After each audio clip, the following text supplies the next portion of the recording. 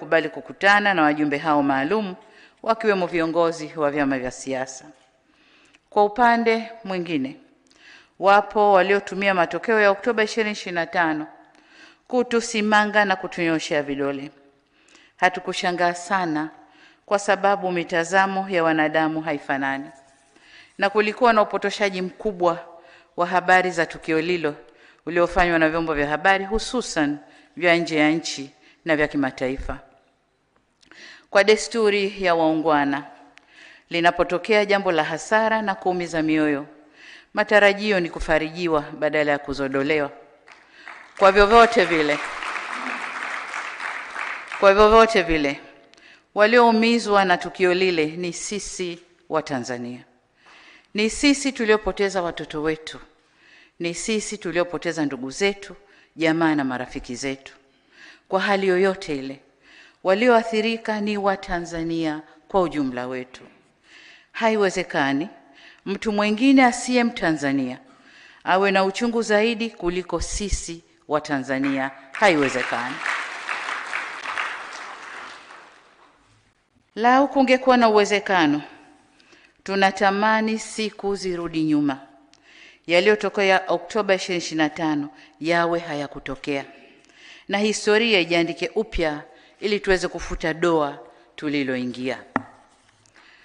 Hata baba wa taifa hayati Mwalimu Julius Kambarage Nyerere amewahi kusema katika moja ya hotuba zake kuwa wakati tunapata uhuru, tulichoachiwa na wakoloni halikuwa taifa, bali mkusanyiko wa makabila. Lakini kwa dhamira na utashi wa waasisi wetu, waliamua kujenga taifa moja imara lisiloendeshwa kwa misingi ya kidini, kikabila au hadhi ya mtu, na ambapo lugha yetu adhimu ya Kiswahili inatumika kama nyenzo ya kutuunganisha pamoja na kudumisha na kuimarisha utaifa wetu. Mwaka 1991 pale Mwalimu Nyerere alipojitokeza mbele wa Tanzania kujenga hoja ya taifa kuingia kwenye mfumo wa vyama vingi vya siasa, lengo lake lilikuwa kuweka mazingira ya kupambanisha fikra na si kuleta vurugu. Pamoja na hayo, kipekee kabisa narudia kuwashukuru sana wananchi kwa kutoendeleza vitendo vya uvunjifu wa amani licha ya hamasa zilizokuwa zinafanywa, hususan kupitia mitandao ya kijamii. Nawashukuru tena kwa utulivu wenu na imani yenu kwa serikali wakati tukisubiri taarifa hii ya tume. Asanteni sana wa Tanzania. Ndugu zangu wa Tanzania, Jamhuri ya Muungano wa Tanzania haikutokea kwa bahati, bali ilijengwa na waasisi wetu kwa maono na matendo yao. Na kama ilijengwa, ni wazi ipo misingi iliyoifanya nchi hii yenye zaidi ya makabila 126 kusimama kama taifa moja lenye mshikamano. Hata baba wa taifa hayati Mwalimu Julius Kambarage Nyerere amewahi kusema katika moja ya hotuba zake kuwa wakati tunapata uhuru, kama nilivyorudia, tulioachiwa ilikuwa ni mkusanyiko tu wa makabila, lakini kwa dhamira na utashi wa waasisi wetu waliamua kujenga taifa moja imara, kama nilivyosema, lisiloendeshwa kwa misingi ile ya kidini na kikabila.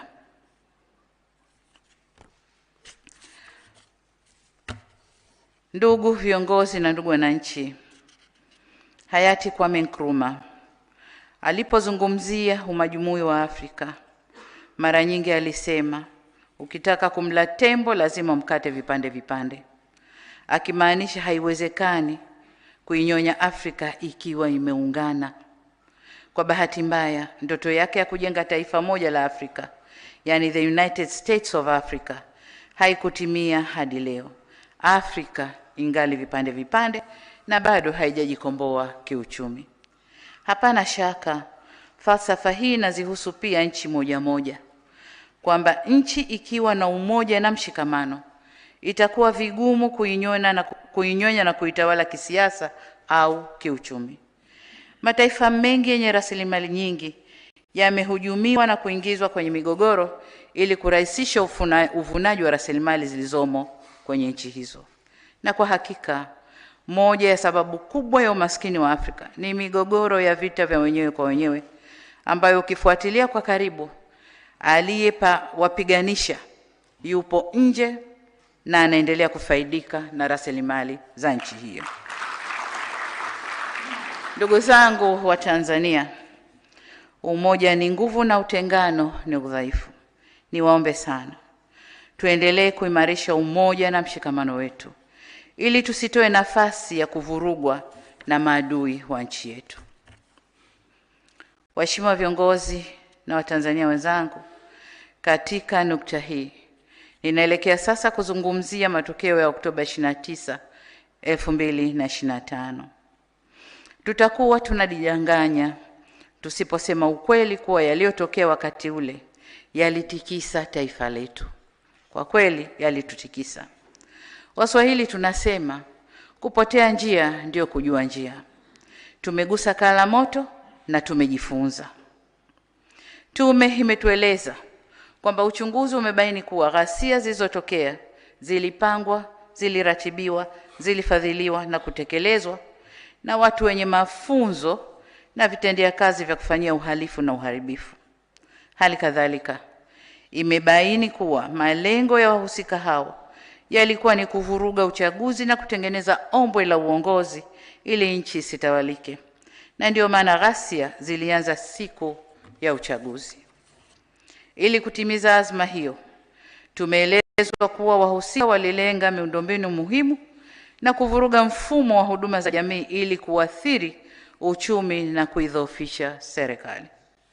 Wataalamu wa sayansi za siasa mliopo hapa nasi na yoyote mwenye uelewa masuala ya uongozi wa nchi, mnaweza kutafakari nini kingetokea endapo malengo ya wahusika wa ghasia au vurugu zile yangefanikiwa. Bila shaka jitihada za vyombo kudhibiti ghasia na vurugu zile ndio imefanya Tanzania iwe leo ilivyo. Vinginevyo tungekuwa tunazungumza hadithi nyingine. Lakini hapa mwenyekiti, haimaanishi kuwa kwa wale ambao tutabaini wamekiuka sheria na taratibu za kazi zao kwamba hatutawajibisha, tutawajibishana. Waheshimiwa viongozi na Watanzania wenzangu, kufuatia ghasia zile, kumekuwa na taarifa nyingi zilizotolewa bila usahihi.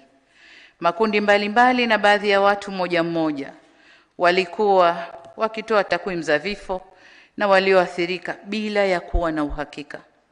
Takwimu hizo ama zilikusudia kufifisha au kuzidisha, kutia chumvi kiwango cha madhara yaliyotokea. Wazee wetu walisema, kweli kidhihiri uongo hujitenga. Leo tumepokea takwimu zilizochambuliwa vizuri na tume hii. Tume imewasilisha taarifa yake inayotokana na uchunguzi wa kitaalamu na ukweli umebainika. Takwimu za idadi waliokufa, waliojeruhiwa na waliopata madhara mbalimbali zimechambuliwa na tume na tumezisikia. Aidha, tumeelezwa kuhusu uwepo wa madai ya baadhi ya wananchi ambao hawajaweza kuwaona ndugu zao au jamaa zao baada ya vurugu zile. Niwaahidi kuwa kama tume ilivyopendekeza, serikali itaendelea kufanya uchunguzi wa kina na wa kitaalamu ili tujue mambo haya kwa usahihi wake.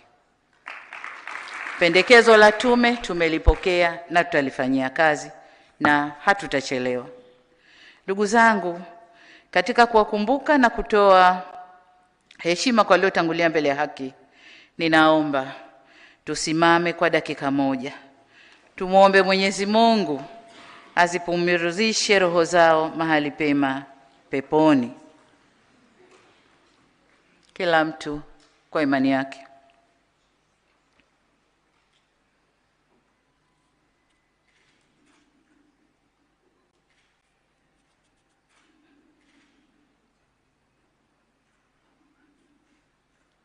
Amen. Kwa masikitiko makubwa, nitoe tena pole kwa wazazi wenzangu waliopoteza vijana wao na kwa Tanzania wote tuliopoteza ndugu na jamaa zetu. Katika hatua nyingine, ninawashukuru Wizara ya Afya na wadau wengine wa afya zikiwemo hospitali za umma na hospitali binafsi kwa kufanya kazi usiku na mchana, tena katika mazingira magumu ili kuokoa maisha ya waliojeruhiwa. Ndugu wananchi, tangu uhuru na hata baada ya muungano, Jamhuri ya Muungano wa Tanzania iliamua kufuata mfumo wa kidemokrasia. Kwa nyakati tofauti tumekuwa na demokrasia ya chama kimoja au vyama vingi vya siasa. Kuanzia mwaka 1992 tumeamua kufuata siasa za demokrasia ya vyama vingi. Katika mfumo huu tunaendelea kujifunza na kukua katika mwelekeo huo. Nakumbuka Mwalimu Nyerere katika hotuba yake ya Juni 1991 akiwa jijini Rio de Janeiro kule Brazil alisema, na hapa nanukuu, kwamba demokrasia sio chupa ya Coca-Cola ambao unaweza kuiagiza. Demokrasia inapaswa kuendelezwa kulingana na nchi yenyewe. Hii ndiyo imani yetu. Mwisho wa kunukuu. Kwa maneno mengine, demokrasia haina budi kujengwa kwa kuzingatia mazingira ya nchi na muhimu zaidi, mila na tamaduni za nchi husika. Sasa nasi kama nchi tuachwe tujenge demokrasia yetu kwa misingi yetu, mila na desturi zetu. Ndugu zangu, mliponikabidhi dhamana ya kuongoza nchi hii, nilibaini kuwepo kwa changamoto katika mfumo wa demokrasia na siasa za vyama vingi hapa nchini. Kulikuwa na malalamiko mengi kutoka kwa wadau wa siasa na wadau wengine kuhusu kunyimwa kwa uhuru wa kisiasa, uhuru wa kujieleza na changamoto katika mifumo ya uchaguzi.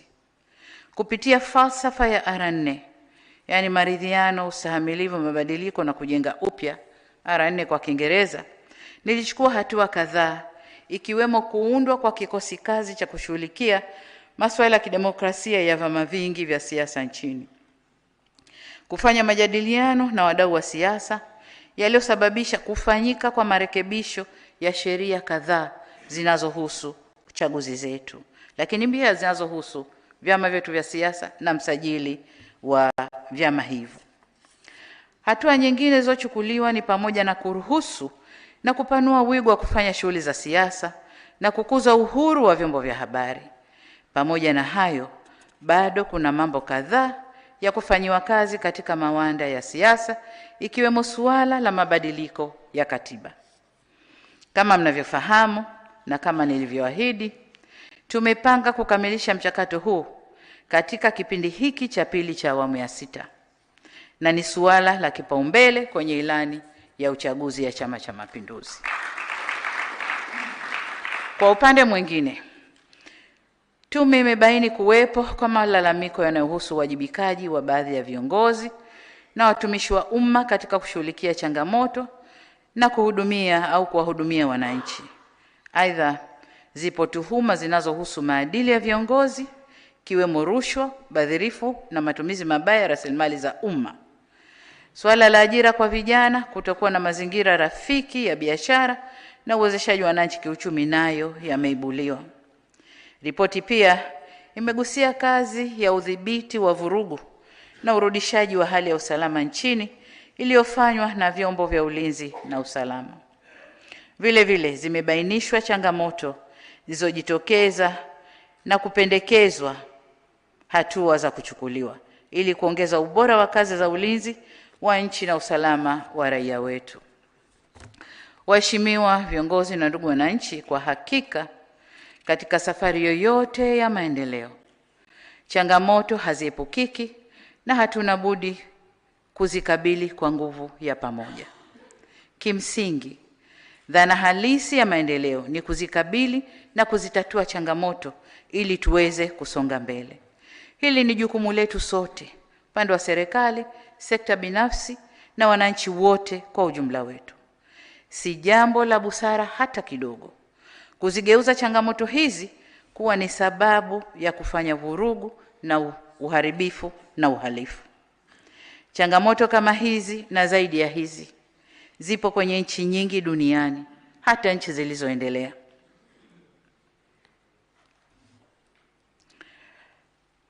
Lakini vile vile changamoto za aina hizi ziko katika nchi zinazotuzunguka, lakini wananchi wao hawajazitumia kama sababu ya kuharibu miundombinu na kudunisha chumi zao au kuzifanya chumi zao kuwa duni. Ni ukweli pia kwamba yaliyotokea Oktoba 2025 hayakuondosha wala kupunguza changamoto zetu. Vurugu zimefanyika, vurugu zile na ghasia zile hazikuondosha changamoto zetu, bali zimeongeza changamoto. Na kama nilivyoeleza hapo awali, kama ghasia zile zisingedhibitiwa, nchi ingepata athari kubwa zaidi na ingetuchukua miaka mingi kuinuka tena. Na wasihi wa Tanzania wenzangu, tutambue kuwa ni rahisi kupoteza amani, lakini si rahisi kuirejesha. Ni rahisi kuibomoa nchi, lakini ni vigumu kuijenga upya. Hapa nataka sote tufahamu kuwa hatima ya Tanzania ipo mikononi mwa Watanzania wenyewe. Nguvu ya ushawishi wa makundi ya nje inasaidia kuvunja amani, kuvuruga usalama na kubomoa nchi. Lakini kurudisha amani na usalama na kuijenga upya nchi yetu hufanyika kwa misaada yenye masharti magumu ya kisiasa, kiuchumi na kibiashara. Kwa hiyo tuwe makini kwamba Watanzania ndio wajenga Tanzania yetu. Tunapoibomoa hatuna mjomba wa kutusaidia. Tutapata mikopo yenye masharti ya kiuchumi na kisiasa ili tuweze kujenga upya. Lakini wakati wa kubomoa tunaweza tukapata msaada kirahisi kabisa. Hivyo basi, mambo haya magumu na hatari, ili tuendelee kwenye mwelekeo sahihi. Ipo nukuu maarufu ya hayati Nelson Mandela inayosema, "It is in the character of growth that we should learn from both pleasant and unpleasant experiences."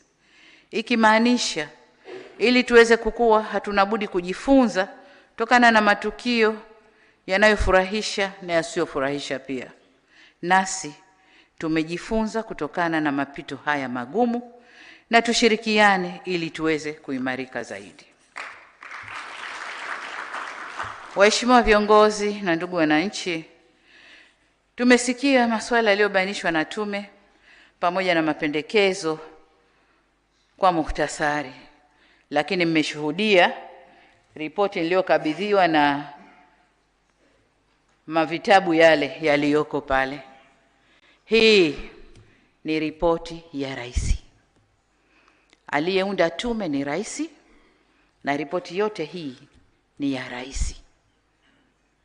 Kwa hiyo wasitokee watu wengine wakadai ownership ya ripoti hii. Ni ripoti ya rais. Nilisema tume za huko nyuma zilikuwa zinabanwa kimya kimya. Mimi nimeamua tuambizane, lakini ripoti ni mali ya rais. Tumepokea, nataka niwahakikishie tume kwamba tumepokea mapendekezo yote yaliyowasilishwa na tutakayoyasoma kwenye makabrasha yale, na tutaanza kuyafanyia kazi mara moja. Katika hatua hii nitoe wito kwa Watanzania wenzangu, tuungane kwa pamoja kulirejesha taifa letu kwenye misingi yake. Na katika kuakisi mapendekezo ya taarifa ya tume, serikali itachukua hatua za haraka zifuatazo. Kwanza, katika muda mfupi ujao itaundwa tume ya maridhiano, lakini kwanza tutakwenda mapendekezo ya tume kufanya upelelezi wa kina wa yale ambayo tume wameyabainisha. Lakini katika muda mfupi ujao tutaunda tume ya maridhiano ikijumuisha wadau wote muhimu utakayosimamia na kuongoza majadiliano na maridhiano ili kuziba mianya na migawanyiko iliyopo na kurejesha umoja na mshikamano wa kitaifa. Naomba nikumbushe kuwa nia ya kuwa na tume ya maridhiano ilikuwepo hata kabla matukio ya Oktoba 25, na ni moja ya ahadi zangu nilizoziahidi kutekeleza ndani ya siku 100 za kwanza. Hata hivyo, kwa bahati mbaya, ghasia zilizotokea Oktoba 25 zimechelewesha utekelezaji wa ahadi hiyo, kwa kuwa hata hadidu za rejea za tume ile ambazo nilitayarisha sasa zitapaswa kubadilika kuendana na mazingira yaliyopo sasa. La pili tutakalofanya ni baada ya tume ya maridhiano kuwasilisha ripoti yake, maoni na mapendekezo yatakayowasilishwa ndio yatakayoelekeza au yatakayoelekezwa kwenye mchakato wa kurekebisha katiba ya nchi. Tatu, kwa kuwa ripoti imebainisha kuwepo kwa viashiria vya jinai kuhusu matokeo yale, tutaunda kama nilivyosema chombo maalum cha upelelezi kwa maana criminal investigation kwa ajili ya kufanya kazi iliyopendekezwa na tume. Ripoti ile au chombo kile kitaangalia masuala yaliyobainishwa na kubaini waliohusika katika kupanga, kuratibu na kufadhili matukio ya ghasia au vurugu. Lakini vile vile watajielekeza kubaini wahusika wa matukio ya uhalifu, kwa sababu kuna vurugu, kuna na uhalifu. Kuna wale wote ambao walikuwa wanavunja maduka, kuvamia na kuiba, tutajielekeza huko. Kwa bahati nzuri picha zipo zitatuongoza kwenye mambo hayo. Lakini pia tume au chombo kitakachoundwa kitaangalia kwa undani vifo vya watoto na kushughulikia swala la madai ya miili ambayo haijapatikana. Tume hii itajielekeza huko pia. Tume itajielekeza pia kwenye masuala ya wanaodaiwa kutekwa na ambao taarifa zao hazijapatikana. Vile vile walioathirika nje ya eneo la vurugu. Tume itaangalia maeneo yote au hicho chombo kitaangalia maeneo yote haya. Jambo la 4 tutakalofanya ni serikali itaweka utaratibu wa kugharamia matibabu ya majeruhi wa ghasia ambao bado wanahitaji matibabu. Vile vile itagharamia vifaa saidizi na viungo bandia kwa waliopata ulemavu wa kudumu ili waweze kuyamudu mazingira yao ya kila siku. Natambua na kama ilivyosemwa hapa kwamba wapo wafanyabiashara ndogo ndogo ambao kwa uwezo wao hawawezi kwenye kuingia bima kubwa za kuweza kuwalipa. Basi nao tutaangalia hasara walioipata na kuangalia faraja tutakayoweza kuwafariji. Jambo la 5, navielekeza vyombo vya ulinzi na usalama kuendelea kutekeleza majukumu yake ili kuhakikisha nchi inaendelea kuwa salama. Jambo la 6, ghasia zile za Oktoba 25 zimegharimu maisha ya Watanzania wenzetu, raia na askari. Vifo hivyo vimetuumiza sana. Tuelekeze mioyo yetu kwa Mola wetu. Tuendelee kuombea ndugu zetu waliotangulia mbele za haki. Aidha tuliombee taifa letu ili Mwenyezi Mungu aendelee kuliponya na kuliimarisha. Tusimame na maneno ya Mwenyezi Mungu katika kitabu cha 2 cha Mambo ya Nyakati sura ya 7 mstari wa 14 ambayo yanasema, ikiwa watu wangu walioitwa kwa jina langu watajinyenyekesha na kuniomba na kunitafuta uso na